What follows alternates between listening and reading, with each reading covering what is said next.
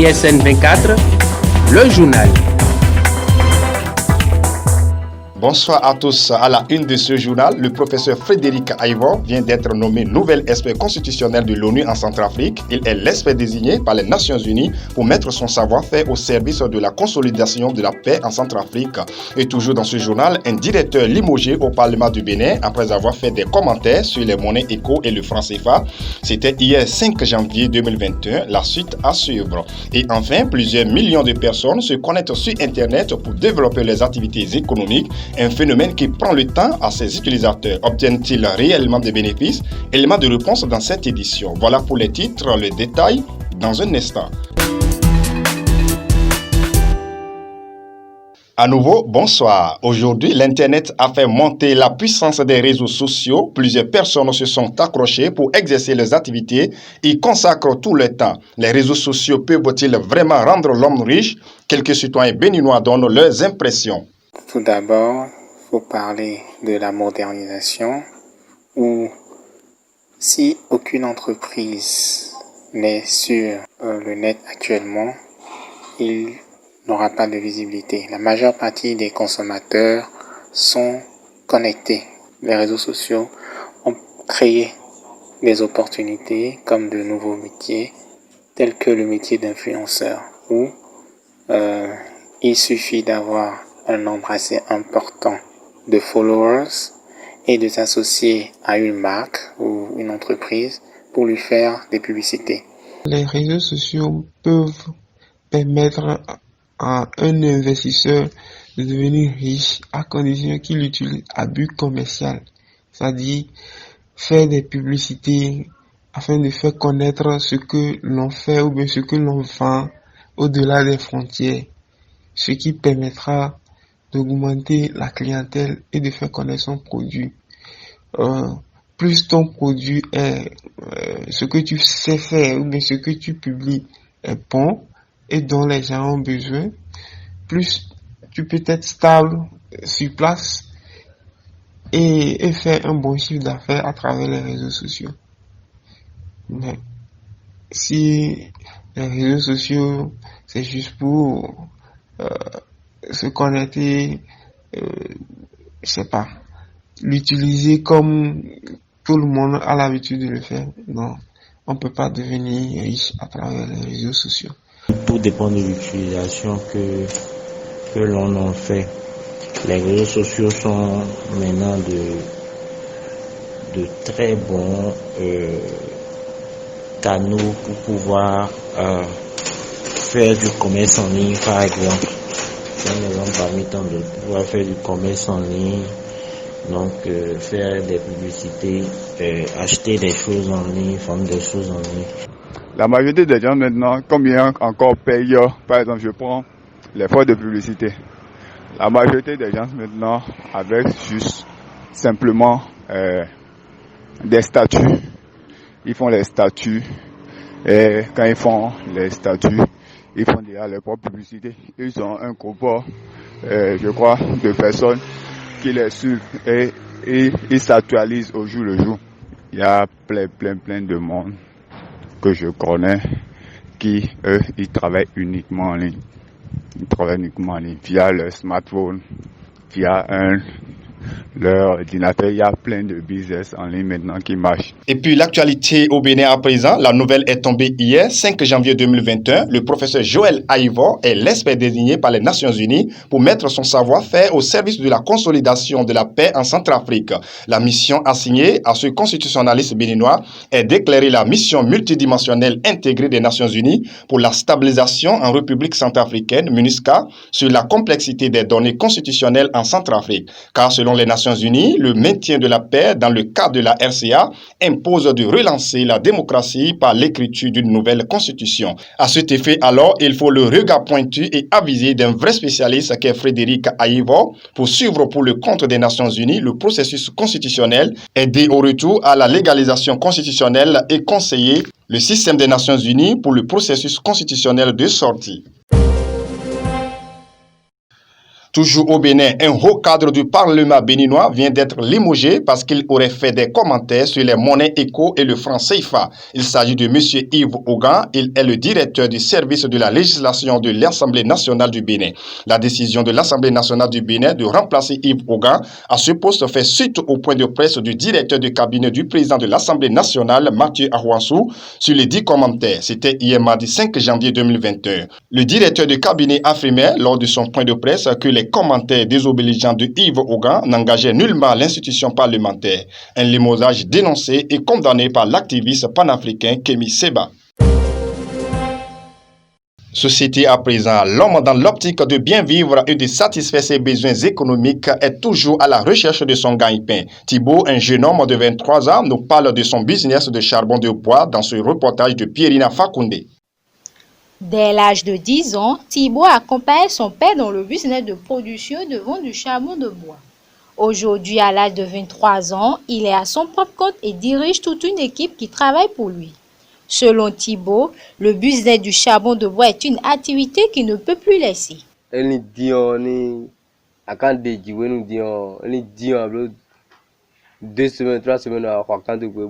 Au plus 2 semaines à 3 semaines, tu as déjà acheté ta marchandise avec la mise en conformité de tes papiers pour le convoyement.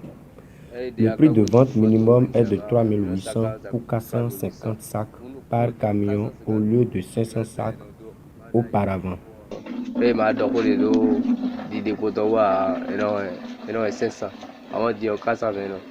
À en croire Thibaut, il a différentes manières de mener le business du charbon de bois. On peut acheter directement les charbons chez les producteurs ou acheter les terrains, couper les arbres qui sont dessus et les brûler afin de les importer dans les villes tout en étant en règle vis-à-vis des forestiers.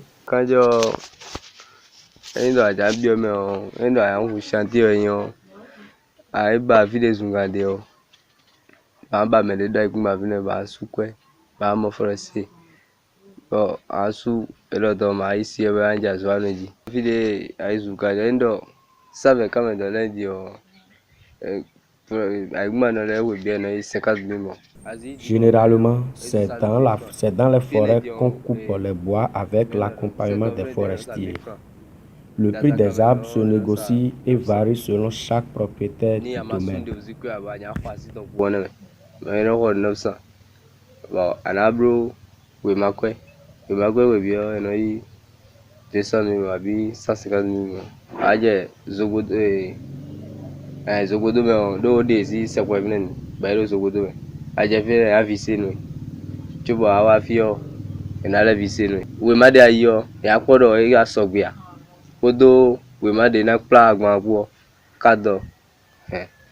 Le business de production et de vente du charbon de bois est une activité rentable qu'il faut vraiment explorer. Les hommes au Bénin prennent de plus en plus de temps avant de s'engager dans une relation de couple. Ce phénomène s'explique selon certains du fait qu'il y a de moins en moins de femmes exemplaires. Nous avons questionné quelques-uns pour avoir leurs avis sur le sujet à travers cet élément. Les filles d'aujourd'hui là, c'est de l'argent ils veulent, mais il y a des cas exceptionnels. Mais l'homme, si tu as chance, par exemple moi, ma copine, elle me rassure toujours que elle sera ma femme, elle me rassure toujours, mais et je lui fais aussi confiance chaque jour.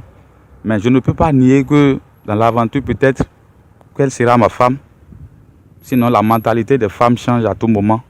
Mais on ne peut pas dire qu'il est difficile de trouver une femme. Aujourd'hui, on se marie, mais prions Dieu seulement de nous donner notre femme.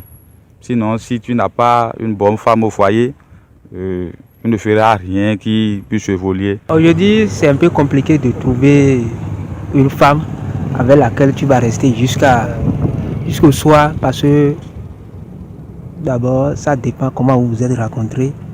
Ça dépend aussi du nombre de temps que vous avez fait pour votre fiançailles. Si c'est quelque chose de 2 mois ou bien de 3 mois, ça devient compliqué. Mais il y en a, d'autres femmes ont fait 5 ans avec eux, mais arrivé chez toi, elles deviennent encore d'autres choses. Donc, selon moi, la femme, c'est Dieu qui donne. Même toi, même là, quel que soit ce que tu vas faire, quelle que soit ta richesse, si Dieu ne te donne pas, ça serait un peu compliqué pour toi. Avec ce que nous voyons aujourd'hui, Bon, selon moi, il n'y a pas une femme qui devrait rester fidèle à son mari. Parce que bon, quand il y a un peu de difficulté, il cherche à droite, à gauche, il ne reste pas sur place. Bon, il ne peut pas s'occuper des enfants comme cela se doit dans le foyer. Bon, à ce niveau-là, bon, on ne peut pas trouver une bonne femme qui doit rester fidèle à son mari selon moi. Donc il n'y en a pas aujourd'hui. Si la femme avait devenu une marchandise pour moi, je peux la trouver rapidement et me satisfaire mon avido quand même. Maintenant, une femme comme épouse, ça, c'est pas facile. Tu vas laisser le temps et pendant un petit temps, tu connais la femme et à trouver, mais tu peux trouver une femme qui ne serait pas ton époux parce que tu vas penser que c'est elle qui est la plus parfaite alors que ce n'est pas le cas. Arrivé quelques temps, après quelques mois, tu vois qu'elle commence. Donc c'est très très difficile de trouver une femme. Mais avec la patience des hommes, on peut faire avec. On n'a pas le choix. On doit forcément se marier. Donc on fait avec. On essaie de faire fi à certaines choses. De nos jours, avec des problèmes financiers, les filles ont tendance à faire du marketing. Je veux dire quoi? Bon, c'est du marketing avec les organes. C'est un peu ça. C'est difficile de trouver une femme parfaite, mais avec la patience, si tu cherches, tu vas trouver la plus bonne. L'univers de la cinématographie béninoise nous propose de plus en plus des sorties de films. Mais est-ce que cela suscite de l'engouement auprès des téléspectateurs béninois? ISN 24 a cherché à savoir ce que pensent les téléspectateurs béninois des acteurs et du cinéma béninois dans cet élément. Nous avons de très bons acteurs, à défaut de dire que nous n'avons pas de grands centres de formation dans ce domaine, parce que quand nous prenons des acteurs béninois comme Timon Oussou, c'est des personnes qui non seulement sont béninois mais qui ont pu émerger dans une sphère externe, genre à l'extérieur et tout. Quand nous prenons par exemple les réalisations sénégalaises actuelles, vu tout ce qu'ils ont là-bas, les grandes écoles, les grandes universités de médias et tout, on voit que ce qu'ils réalisent, ça leur permet de réaliser de bonnes choses. Mais au Bénin ici, disons qu'on a beaucoup de talent. Mais c'est ce qu'il faut pour accompagner ces talents qui manquent, je dirais, des grands centres de formation et tout. Sinon, on a tout le potentiel qu'il faut et on peut dire qu'on est compétitif. Ici, c'est le professionnalisme. Je sais qu'au Bénin, on a des acteurs de cinéma de qualité.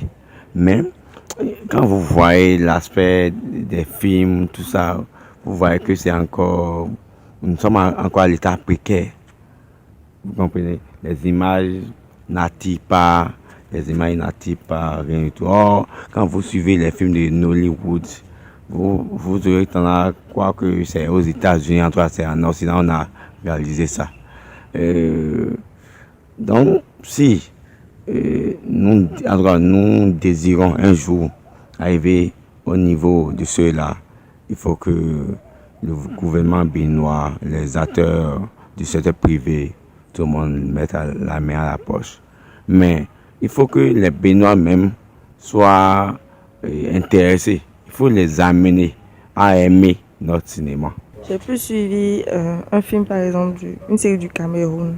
La qualité de l'image de la série camerounaise est nettement meilleure que celle des séries béninoises. Il y a aussi que les tests, moi je trouve que c'est plus intéressant que les séries béninoises. Le professionnalisme des acteurs, c'est bien. Il n'y a pas assez d'investissement, du coup, il n'y a pas assez de... C'est pas vraiment... Comment je vais dire, attrayant. Pour le Cameroun, par exemple, ce que moi j'ai vraiment aimé parce qu'il y avait tout ce qu'il fallait. Tu sens que les gens sont vraiment investis dans cette série. C'est bien, et puis les gens sont à fond sur ça. Mais souvent pour les séries béninoises, là, c'est pas vraiment ça, quoi. C'est que c'est pas trop qualifiable comme celui des Occidentaux. Mais je pense que si au moins il y avait plus de moyens mis en place, requéris, je pense que ça aurait donné quelque chose de bon comme ce que les Occidentaux font. Mais je pense du côté vestimentaire, je pourrais dire que si nous pouvons opter pour nos cultures, telles que nous avons l'habitude de nous habiller dans nos cultures, je pense que ça aurait donné de bonnes réquisitions. Et cela pourrait nous avantager, ça pourrait relever notre niveau d'audiovisualité. Est-ce que les parents peuvent laisser leurs enfants qui étudient déjà et qui réussissent à aller apprendre les métiers artisanaux tels que la plomberie, frigoriste, menuiserie et autres pour pallier le chômage grandissant dans le métier de la jeunesse? Élément de réponse à travers ce micro-trottoir réalisé par ISN 24 Radio Bénin.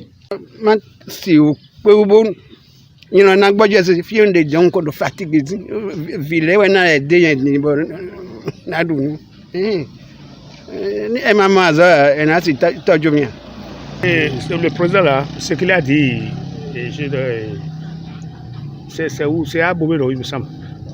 J'aime que ce que le président Talon a dit, que les enfants là, ils vont faire des techniques avec l'enseignement langue là. L'enseignement langue, ils ne trouvent pas le travail à faire.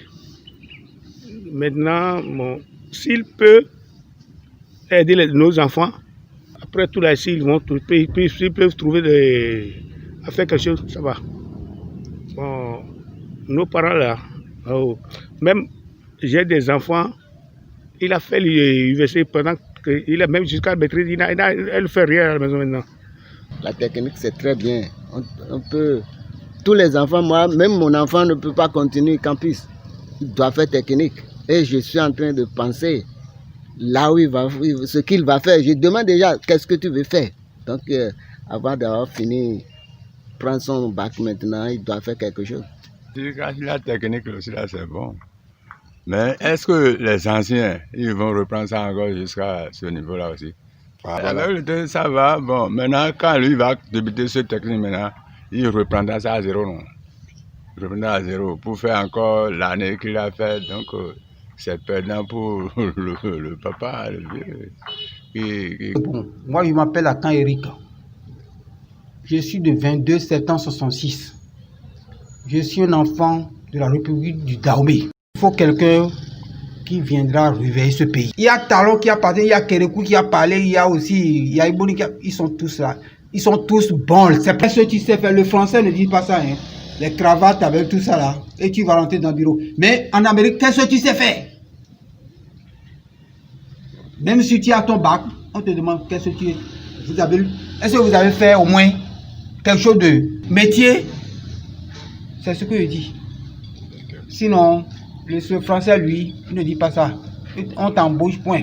Tu peux faire des conneries jusqu'en cas de 4e. Et moi, je l'ai lancé dans plomberie. Moi, je ne veux pas l'enseignement long même. Il y a 2 filles encore que j'ai. Il y a une qui est en classe de 4e. Il y a une fille qui est en classe de 3e.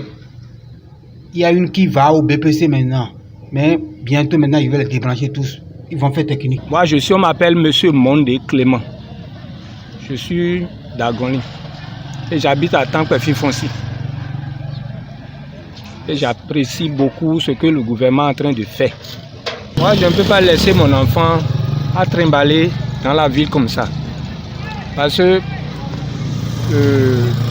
en temps, j'ai appris que l'autre député là, qui a Godomé, la dame là, c'est lui qu'elle a amené le truc sur le campus. Ça c'est une bonne chose.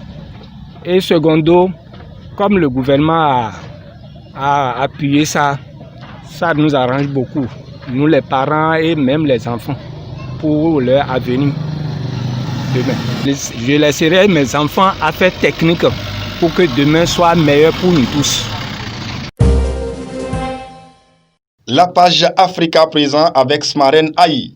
Plusieurs personnes ont été tuées dimanche 3 janvier dans le centre du Mali. L'armée française a affirmé ce mardi avoir frappé des dizaines de djihadistes, tandis que des populations villageoises et une association locale parlaient de civils atteints par un appareil non identifié lors d'un mariage. Les messages qui circulent depuis dimanche sur les réseaux sociaux amènent l'armée française à donner plus de détails. La force Barkhane a bien mené une opération dans une région non loin du village de Bounti. Des soldats ont été guidés par une patrouille de Mirage 2000 dont les tirs ont permis de neutraliser plusieurs dizaines de terroristes. L'État affirme donc que le récit d'un bombardement sur une fête de mariage à Bounti ne correspond en rien aux observations effectuées par la force Barkhane. Selon l'état-major, les ciblages sont des opérations parfaitement maîtrisées, rodées et aucune erreur n'est possible. Mais des villageois de Bounti, joints par l'agence France Presse, assurent en revanche avoir été frappés par les tirs d'un hélicoptère lors d'une noce. Il y aurait 19 morts, dont des enfants. Actuellement, quelques femmes et des enfants originaires de Bounti sont bien soignés à Douenza. D'autres sont évacués vers Sévaré, à 150 km du sud-est de Douenza, pendant que d'autres ont succombé à leurs blessures. Pour l'heure, la situation reste toujours confuse quant à ce qui s'est réellement produit dimanche après-midi dans cette zone reculée du Gouma malien. Et puis culture à présent, Inoussa Ousseini, cinéaste sociologue, ancien ministre et ambassadeur du Niger à l'UNESCO, a tiré sa révérence ce mardi 5 janvier à Paris à l'âge de 72 ans. Pionnier du film documentaire, il fut l'un des membres fondateurs de la fondation Jean Rouch.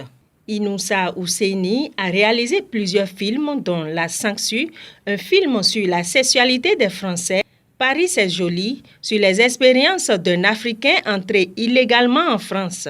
Le film décroche le prix de la critique au Festival panafricain du cinéma à Ouagadougou, au FESPACO en 1976. De retour au Niger, on lui confie la direction du département audiovisuel du CNRS de Niamey, créé par Jean Rouch. Et là, il tourne encore plusieurs films dont Ganga, Fantasia ou encore Fête traditionnelle populaire du Niger. Il a fondé le Forum africain du film documentaire de Niamey qui s'est tenu pour la première fois en 2006. Homme de culture invétéré, Inoussa Ousseini quitte cette terre, laissant orphelin de nombreux cinéphiles. Et puis la page Inter avec Martine Djimadi. L'Allemagne va imposer la présence de femmes dans les conseils d'administration de grandes entreprises cotées en bourse, selon un projet de la loi présenté ce mercredi 6 janvier par le gouvernement de la première économie européenne qui accuse un net retard sur la question. Selon le texte qui doit être adopté par les députés, au moins une femme devra siéger dans les instances dirigeantes des entreprises allemandes comportant plus de 3 administrateurs. La nomination de femmes sera également obligatoire dans les conseils d'administration de sociétés où l'État est actionnaire et plusieurs organismes publics. Le candidat démocrate Raphaël Warnock a battu dans l'État de Géorgie la sénatrice républicaine Kelly Loeffler dans une double élection sénatoriale cruciale pour le début de mandat du futur président américain Joe Biden, selon les chaînes CNN, CBS et NBC, ce mercredi 6 janvier. Raphaël Warnock, pasteur d'une église d'Atlanta où officiait Martin Luther King, marquera l'histoire en devenant le premier sénateur noir élu dans cet État du Sud. Les démocrates doivent encore remporter l'autre élection sénatoriale partielle en Géorgie pour prendre le contrôle du Sénat, un enjeu majeur. Voilà, ainsi se referme cette édition. Merci de nous avoir suivis. C'était Wahabou Yakoubou à la présentation et à la réalisation Romiade Sosamino. Bonsoir chez vous.